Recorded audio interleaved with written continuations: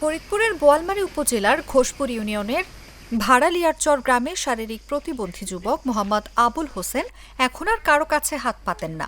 একসময় দীর্ঘ ৮ বছর ভিক্ষা করে দিন কাটালেও এখন নিজের পায়ে দাঁড়ানোর লড়াইয়ে তিনি এক উজ্জ্বল দৃষ্টান্ত।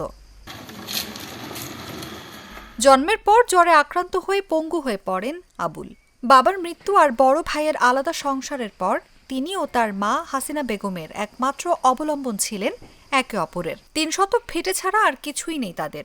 প্রতিবন্ধী ভাতা দিয়ে চলে না সংসার, তাই একসময় ভ্যান ভাড়া করে ভিক্ষা করতে বাধ্য হন তিনি। কিন্তু এই জীবন তার কাছে ছিল লজ্জার। আবুল বলেন, এই হতাশার মধ্যে আশার আলো নিয়ে এগিয়ে আসেন স্থানীয় যুবক সুমন রাফি। তিনি দুধের ব্যবসা শুরুর জন্য ১০,০০০ টাকা পুঁজি ও সহযোগিতা দেন। সেই পুঁজিতে এখন আবুল প্রতিদিন ২ থেকে ৩ মণ দুধ সংগ্রহ করে বাজারে বিক্রি করেন। সঙ্গে বাড়ির সামনে ছোট্ট একটি চায়ের দোকান চালান। দিনে গড়ে আয় করেন ৪০০ থেকে ৫০০ টাকা। আমি এরকম অবস্থা, আমার আসলে শারীরিক অনেক সমস্যা, তাই আমি নিজে চলাফেরা করতে পারি না। এখন আমি আগে মনে করেন সবার সাথে এই যে ভ্যানে ট্যানে যেতাম, যে সাহায্য মাহ্য করতাম, চলাফেরা করতাম। আসলে এইসব খুবই একটা খারাপ লাগে যে মানুষের দ্বারা হাত পাতা, একটা লজ্জাজনক, খারাপ লাগে। সবাই দেখে, নিজেদের এলাকার লোকও সময় সামনে পড়ে, খুবই একটা খারাপ লাগে দেখতে। পাশে আমার এই ভাই সুমন বাপ্পি ভাই আছে, তিনি আমার পাশে দাঁড়ায় যে ভাই আপনি এই জগতের থেকে কী করবেন।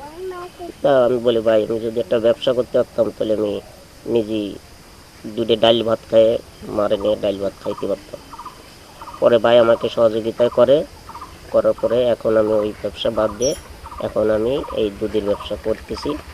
দুধ এই বাজারের থেকে কিনে নিয়ে বোয়ালমারী বাজারে নিয়ে বিক্রি করি। এই দিয়ে আমি দুটো ডাল ভাতের টাকা গোছাই। ভ্যান চালক রাজন বিশ্বাস প্রতিদিন তাকে বাজারে নিয়ে যান দুধ বিক্রির জন্য। আবার মায়ের সঙ্গেও ঘরের কাজে সহায়তা করেন তিনি। ছোট একটি বাড়িতে 2টি কক্ষ হলেও তার আত্মসম্মানে বাঁচার চেষ্টা চালিয়ে যাচ্ছেন। আমার ভ্যানেই যাই, আমি বাইরে নিয়ে যাই, বোয়ালমারী যেখানে সেখানে নিয়ে যেতাম।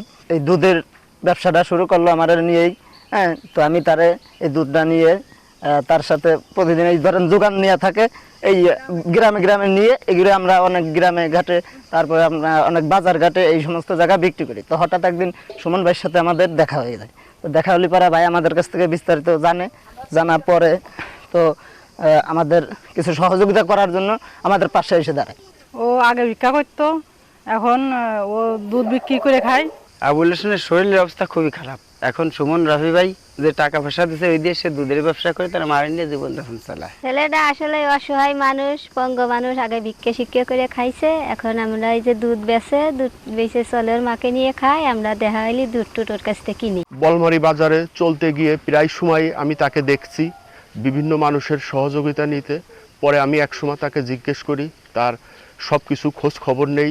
তখন আমার কাছে মনে হয় যে আমি তাকে একটা কর্মসংস্থানের সুযোগ করে দিলে সে এই কর্মসংস্থানের মাধ্যমে যা ইনকাম হয় তার পরিবার মাকে নিয়ে ভালো আছে। ইউএনও তানভীর হাসান বলেন, আবুল সমাজের জন্য অনুকরণীয় ব্যক্তি।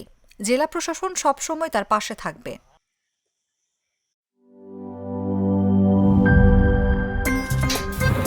আমার একটা স্মার্ট সিদ্ধান্তে 25% গ্যাসের খরচ কমেছে। ভাবছেন কিভাবে?